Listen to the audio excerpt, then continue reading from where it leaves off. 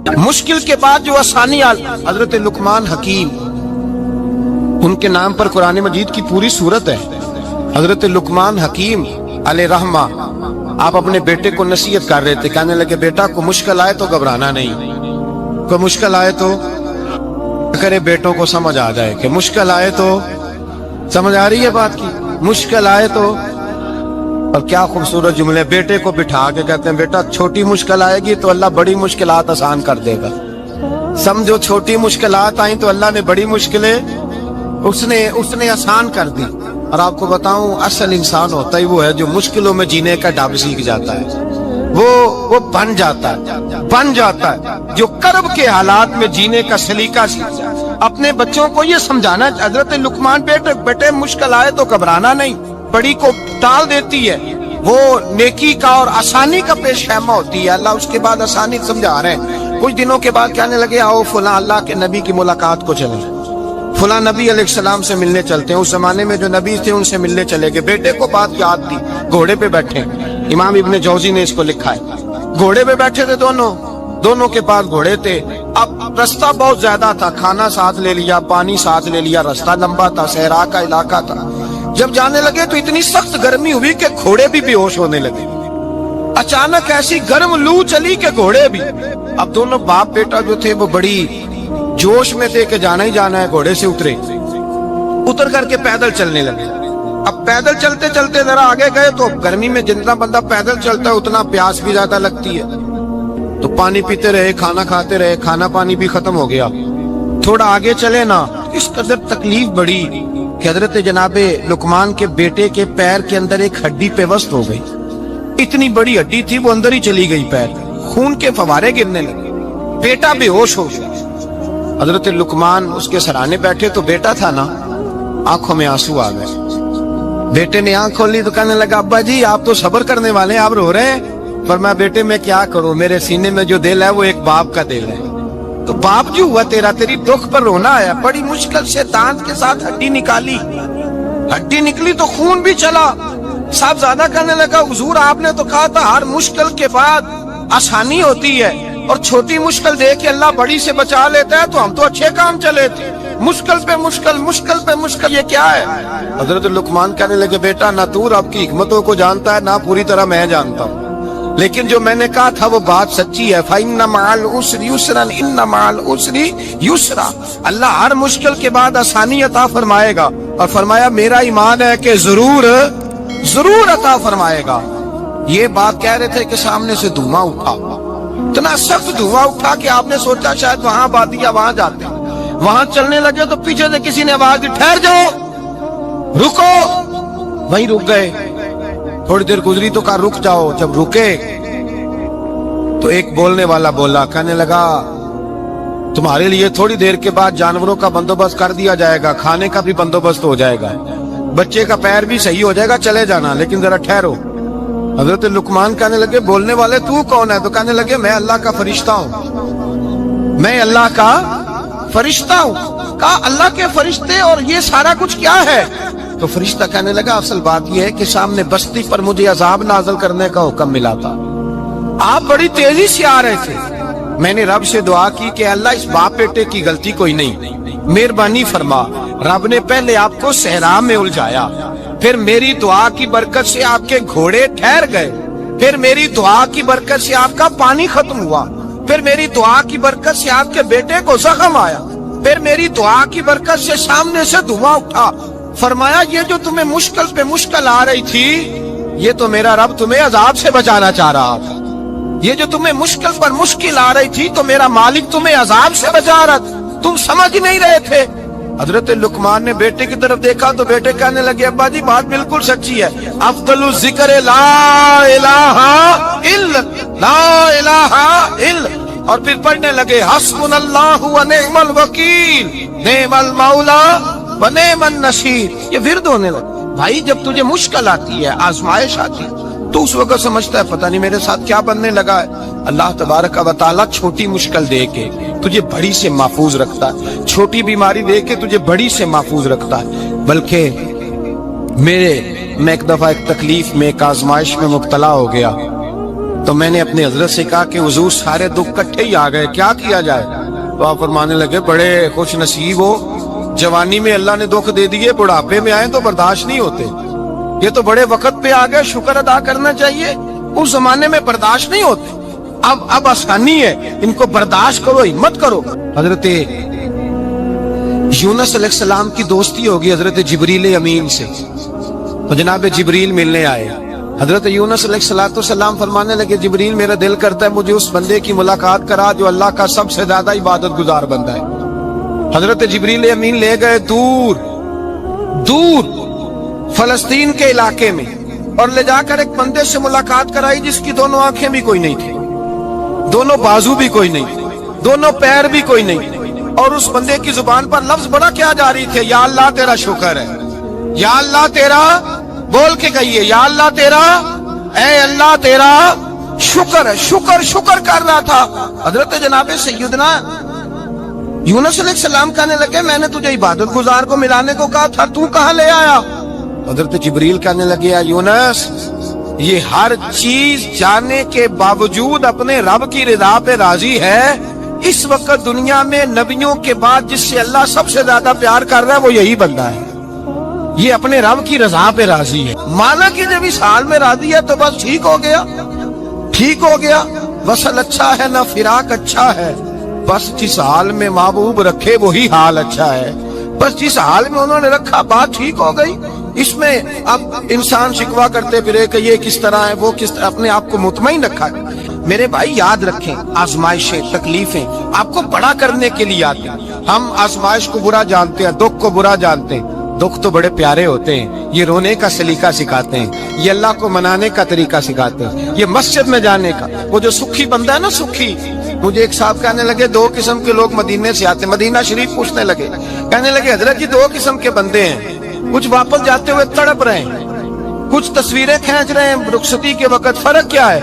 تو میں نے کہا وہ جو تصویریں کھینچ رہا ہے وہ امیر آدمی ہے، اسے پتا ہے کہ میں پھر ٹکٹ لے لوں گا مہینے کے بعد پھر آ جاؤں گا، اور یہ مدینہ چھوڑتے ہوئے تڑپ رہا ہے یہ کوئی غریب ہے، یہ کہہ رہا ہے پتہ نہیں دوبارہ موقع ملے کہ نہ ملے، یہ دکھی ہے، یہ آزمائش میں دکھی سکھی بندہ تو مکے جا کے نہیں روتا، وہاں بھی کھڑا ہے ڈٹ کے کھڑا، دکھی کوئی نہیں تو روئے کیسے، روئے کیسے؟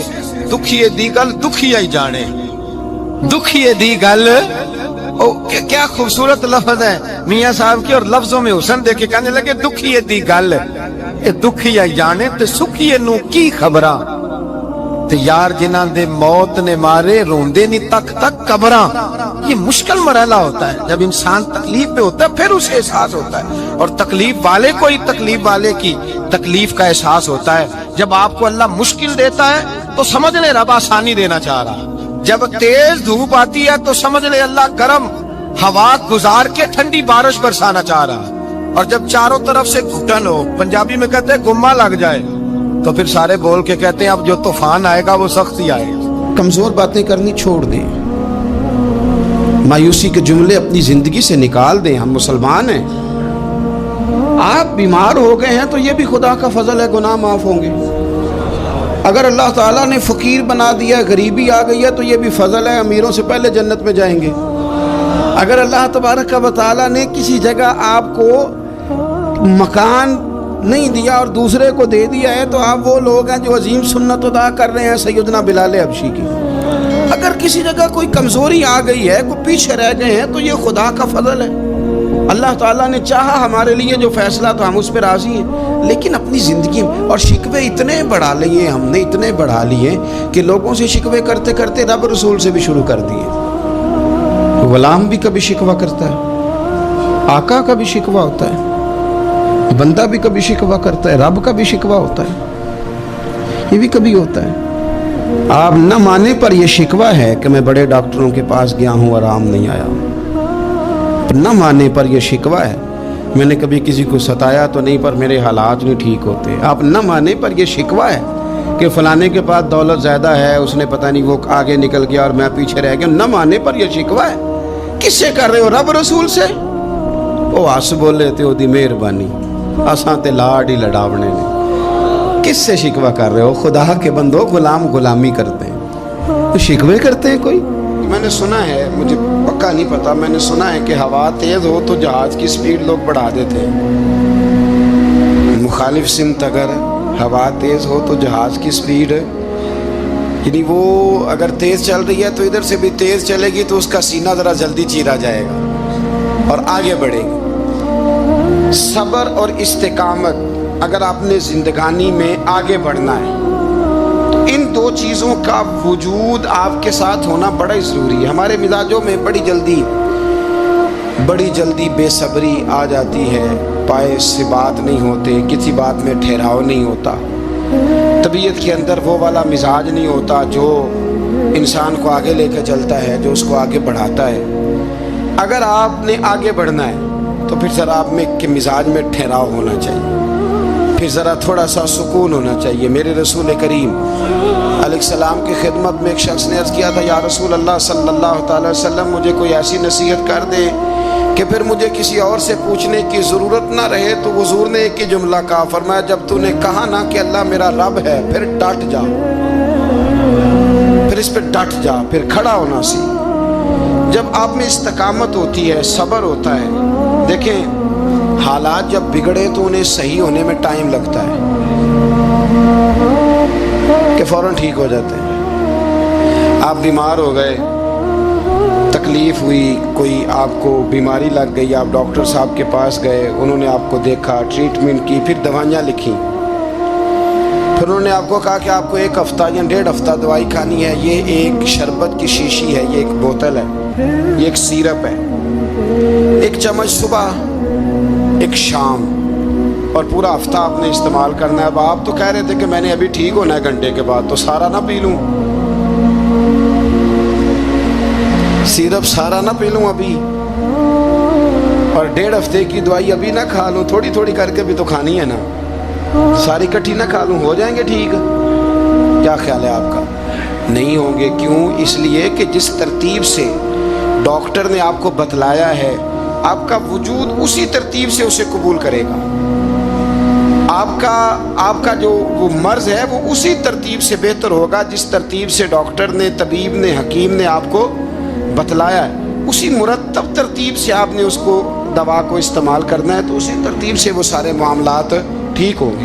اب آپ کا تو منشا تھا کہ میں نے سویرے فوراً اٹھنا ہے اور میں نے دوا کھانی ہے تو میں نے فٹافٹ ٹھیک ہو جانا ہے, تو بھئی یہ آپ کی منشا تو ہے, لیکن حکمت کا تقاضا یہ نہیں ہے. حکمت کا تقاضا یہ ہے کہ آپ کو 1 گولی کھانی ہے, 1 چمچ سیرپ کا پینا ہے, آپ کو مناسب پرہیز کرنا ہے, اس کے بعد جا کے آپ کی طبیعت ٹھیک ہوگی.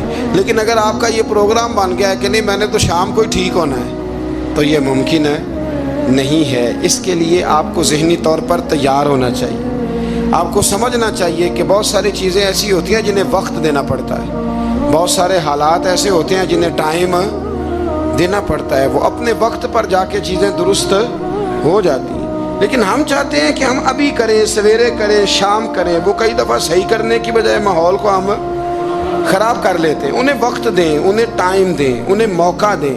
لیکن جو بندہ صبر ہی نہ کر پائے, جو صبر ہی نہ, جو کہ جی بڑی دور سے آیا ہوں, بڑی دیر ہو گئی, بڑا ٹائم ہو گیا, کب جا کے مسئلہ حل ہوگا, وہ جو آپ نے بتایا تھا وہ تعویذ کب اثر کرے گا, وہ دعا کب قبول ہوگی, وہ فلانا معاملہ کب, بھئی یہ ڈیٹ تو آپ کو رب رسول ہی دے سکتے ہیں. بندہ تو کوئی اطلاع ہی دے گا, پیغام ہی دے گا, دعا ہی کرے گا. اگر زندگی میں حوصلہ ہی نہیں ہوگا, اگر آپ کو یہ قرار ہی نہیں آئے گا, ٹھہرنا ہی نہیں آئے گا کسی میدان میں. دیکھیں کچھ ایسی اذیتیں ہوتی ہیں جو اذیت ناک ہوتی ہیں, لیکن اگر غلامی میں آ جائے نا آپ, تو وہ اذیت ناک نہیں ہوتی, اس چبھن میں مزہ آنے لگتا ہے. کئی درد بھی مزیدار ہوتے ہیں, کئی درد بھی, کبھی زخم ٹھیک ہونے پہ آ جائے نا تو اسے چھیڑو تو مزہ آتا ہے, اس لیے کہ کچھ درد بھی مزیدار ہوتے ہیں. آتش سے کسی نے کہا تو روتا بڑا ہے, اس نے کہا محبوب کی یاد میں تڑپتا ہوں, ابھی تو 1 دل ہے, میرے تو خواہش تھی کبھی 2 ہوتے نا تو صحیح کر کے تڑپتا. رب نے دل 1 بنایا, کہتا وہ مزہ دیا ہے تڑپ نے کہ میری آرزو ہے یا رب, میرے دونوں پہلوؤں میں دل بے قرار ہوتا. درد میں بھی مزہ ہے, پر شرط یہ ہے کہ لوگ درد میں بھی جینا سیکھیں. ہم نہ آرام میں جینا چاہتے ہیں, پنکھے کے نیچے جینا چاہتے ہیں. کاش کہ ہمیں صحرا میں بھی نیند کا مزہ لینے کا طریقہ آئے. پھر زندگی کے سارے راستے آسان ہیں, پھر اقرا بھی مشکل نہیں. لیکن چونکہ حوصلہ نہیں, صبر نہیں, وہ والا قرار نہیں جو ایک مسلمان سے رب رسول کا مطالبہ ہے. حدیبیہ کے موقع پہ نا نبی پاک صلی اللہ علیہ وسلم نے جو شرطیں کافروں کے ساتھ طے کی تھی نا, حضور نے نور بصیرت سے کی تھی نا, تو انہی شرطوں نے پھر فتح کے باب کھول دیے. ان فتحنا لک فتحا مبینا. ایک شرط یہ تھی کہ اگر کوئی مسلمان مدینے سے مکے آئے گا تو مکے والے واپس نہیں کریں گے, رکھ لیں گے. پھر غور کریں, کوئی مسلمان اگر مدینے سے مکے آئے گا تو مکے والے واپس نہیں کریں گے. اور اگر کوئی بندہ مسلمان اپنے آقا کی مرضی کے بغیر مسلمان ہو جائے اور وہاں سے وہ مدینے آئے گا تو حضور پناہ نہیں دیں گے. تو میرے بھائی, محبوب کی طرف سے آنے والا نہ صرف سوکھ ہی نہیں قبول کرنا چاہیے, دکھ بھی قبول کرنا چاہیے, دکھ بھی قبول کرنا چاہیے. ہمارا یہ مسئلہ ہے کہ ہم نہ میٹھی میٹھی کے قائل ہیں, کڑوی کڑوی کے قائل نہیں. اگر وہ کبھی دکھ دے نا تو محبوب کا دکھ بھی سکھ سمجھ کے قبول کرو. ہاں, اس کی طرف سے کانٹا ہے کبھی تو اسے پھول سمجھ کے قبول کرو. وہ چبھے گا نہیں, انشاءاللہ مزہ ہی دے گا. وہ قبول تو کرو نا. تو اب حضرت ابو بصیر رضی اللہ تعالیٰ عنہ ایک صحابی تھے, ایک تو حضرت ابو جندل رضی اللہ تعالیٰ عنہ تھے نا, تو وہ تو حدیبیہ میں آ گئے. حضور مجھے لے جائیں, تو نبی پاک نے فرمایا میں نے وعدہ کر لیا ہے. ان کو بھی حضور نے واپس بھیج دیا. اور یہ بیچارے نا اپنے آقا کی جیل توڑ کے مکے سے بھاگ کے مدینے آئے. یا رسول اللہ مجھے قبول کر لے, میں بھاگ آیا ہوں. وہ بڑا ظلم کرتے ہیں, مارتے ہیں, تکلیف دیتے ہیں. وہ آئے تو ادھر سے نا اس کے مالک نے ایک دو بندے بھی بھیج دیے رکا دے کے کہ یا رسول اللہ آپ کا تو وعدہ تھا کہ آپ بندہ رکھیں گے نہیں. یہ آئے اور رکا بھی آ گیا. اب ذرا منظر کو سمجھیں. ہمارا تو یہ مسئلہ ہے کہ کہتے ہیں کہ میری 99 باتیں مانی ہیں, ایک نہیں مانی, لہذا میرا تعلق ہی کوئی نہیں. لیکن یہاں کیا کیفیت ہے, بندہ رو رہا ہے, تڑپ رہا ہے, حضور میں مار سے بچتا ہوا آیا ہوں, جیل توڑ کے آیا ہوں, مجھے قبول کر لیں. ادھر رکا آ گیا کہ آپ کا وعدہ تھا رکھیں گے نہیں. اب یہ کتنا مشکل مسئلہ ہے. لیکن رسول پاک علیہ السلام نے فرمایا ابو بصیر میں نے وعدہ کیا یار تجھے واپس جانا پڑے گا. ہوئے ہوئے ہوئے. لوگ تو کہتے ہیں نا کہ وہ پیر صاحب نے کہا تھا تو میرا کام نہیں ہوا, لہذا میری بیعت ہی گئی, چھٹی ہو گئی. ماحول ہی بڑا عجیب ہے. حضور نے فرمایا واپس جا, لیکن جے کر یار دے نام دا ملے مینا. پھر انہوں چولی پا لئیے مینے نو, پنجے سٹیے نا. جے کر یار دے نام دا, سامنے والے نے تانا سمجھ کے دیا تھا پر یار کے نام کا تھا نا. اس نے کہا لا صحیح, سونے کے نام کا ہے نا. تانا ہوا تو کیا ہوا. جے کر یار دے نام دا ملے مینا, انہوں چولی پا لئیے پنجے سٹیے نا. تے جے کر یار دے نام دی ملے سولی, پھر جھوٹا جھوٹ لئیے تے پیچھے ہٹیے نا. جھوٹا جھوٹ لئیے. اب لکھنے والے کا بھی اپنا انداز ہے نا, کہتے ہیں یہ بھی میرے لیے جھولا ہی ہے, یہ بھی آرام کی جگہ ہی ہے. جھوٹا جھوٹ لئیے تے پیچھے ہٹیے نا. حضرت ابو بصیر رضی اللہ تعالیٰ عنہ سے حضور نے فرمایا واپس جانا ہے. کہ سونے ٹھیک ہے, کوئی شکوہ نہیں, کوئی گلہ نہیں, یہ بھی میرے محبوب کا حکم ہی ہے. اور کیا بات ہے, میرے نبی وعدوں کے پکے ہیں. کیا بات ہے, حضور نے جو کہا کر کے دکھایا. کہتے ہیں میں واپس جا رہا تھا, ایک دو بندے ساتھ تھے. جب مدینے کی حد گزر گئی نا, حضور نے تو کہا تھا نا مدینے میں پناہ نہیں دینی, تو میں نے اس سے کہا یار تلوار بڑی سونی ہے, ذرا دکھانا. اس نے دکھائی تو ایک کی میں نے گردن کاٹ دی, دوسرا ویسے ہی بھاگ گیا. اور بھاگ کے حضور کے پاس آیا, جی اس نے تو مار دیا. تو سرکار فرمانے لگے میں نے تو وعدہ پورا کیا تھا نا, تم سے نہیں سنبھالا گیا تو معاملہ تمہارا ہے. اب حضرت ابو بصیر رضی اللہ تعالیٰ عنہ واپس آئے, عرض کی حضور اب میرے لیے کیا حکم ہے. حضور نے فرمایا میاں حکم وہی ہے, مدینے میں ہم نہیں رکھ سکتے. تم مدینے میں صحابہ تھے نا, حضور کی باتوں سے خوشبو لیتے تھے, مدینے میں نہیں رکھ سکتے. حضرت ابو بصیر کہتے ہیں میں مدینے کی سرحد سے نکل گیا, اس جگہ چلا گیا جو نہ مکے کی ریاست میں تھا نہ مدینے کی.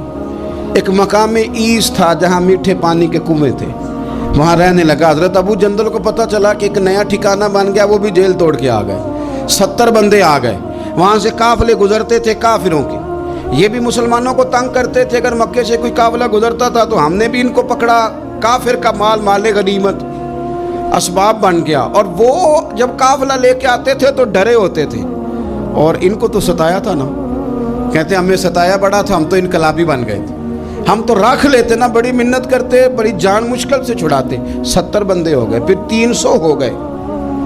تب ابو بصیر کہتے ہیں دنیا مدینے جاتی تھی لیکن ہم تڑپتے تھے, ہم تڑپتے تھے.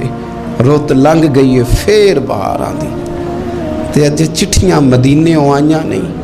ہم تڑپتے تھے کہ یار کوئی موقع ملے. روز رات کو روتے تڑپتے. 300 انقلابیوں کا جتھا صبر سے بیٹھا ہے مدینے کی سرحد پہ, اندر آنے کی اجازت نہیں, پر غلامی میں روز اضافہ ہو رہا.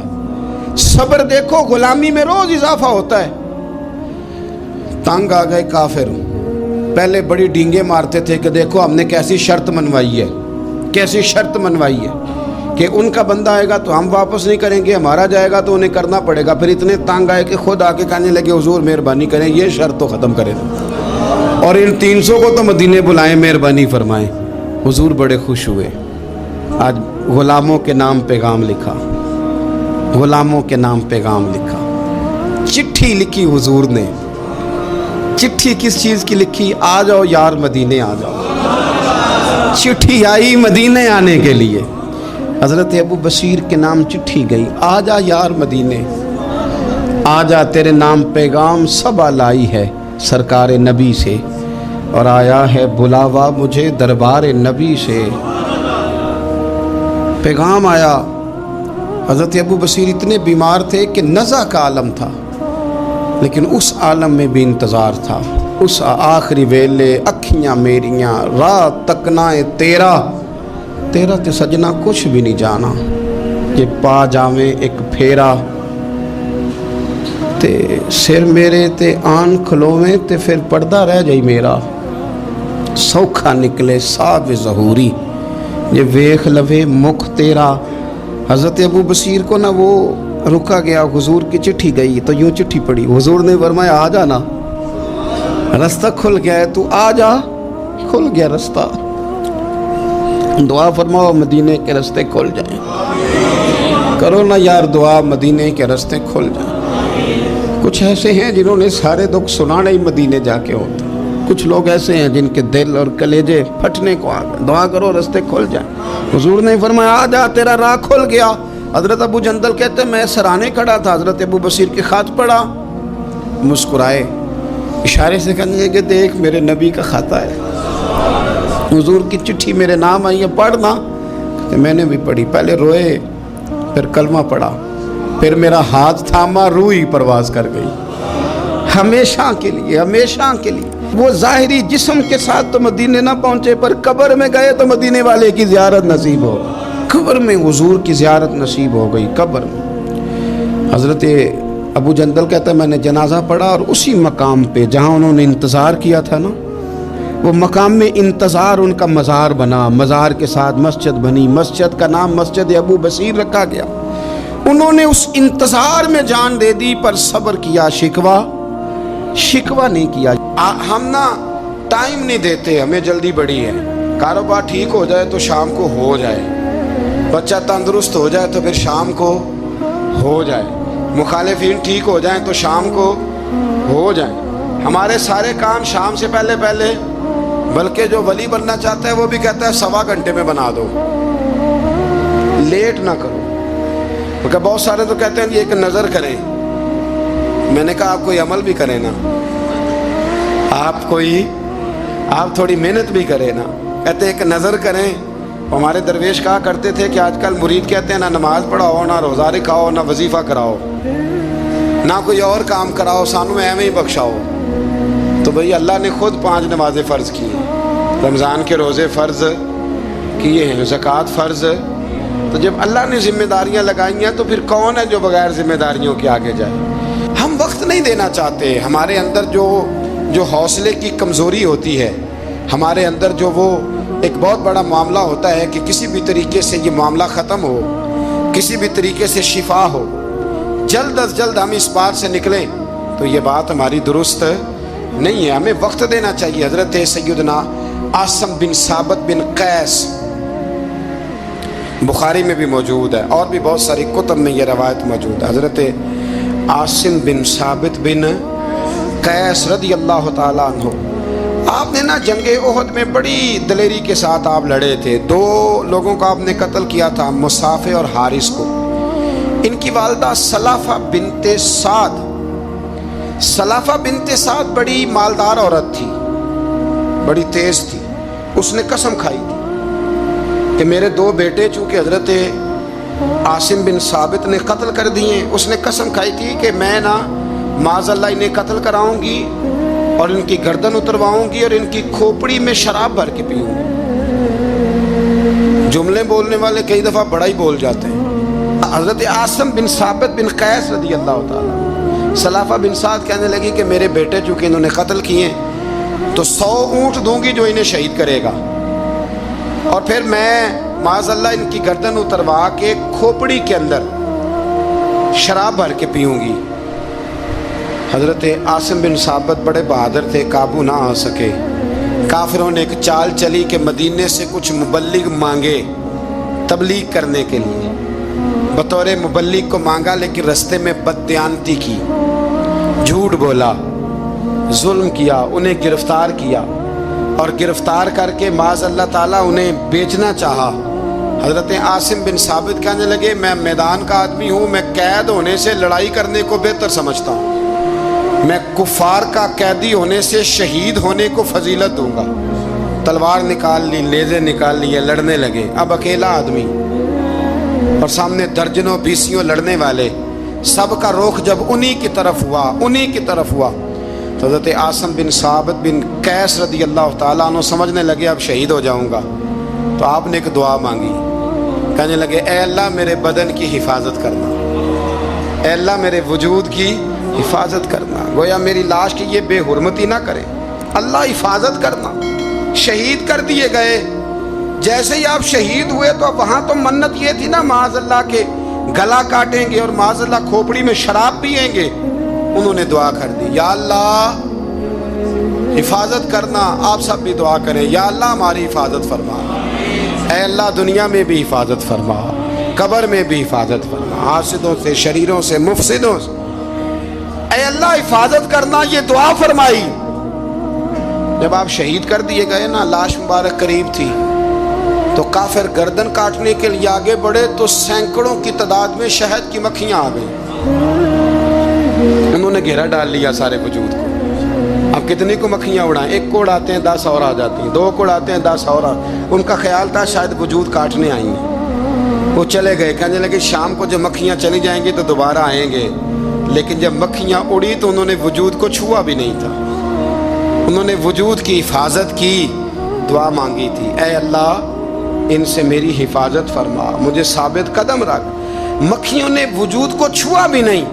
और जब रात हुई तो ना बादल थे, ना पानी था, ना हवा थी, लेकिन अल्लाह ने पानी भेजा, बारिश आई और हज़रत आसिम बिन साबित की लाश को बहा के ले गई, वजूद बहा के ले गई। सवेरे ढूंढते रहे पर उनका वजूद किसी को मिला। अगर आपको हमारी वीडियो अच्छी लगी हो तो हमारे चैनल को सब्सक्राइब जरूर करें,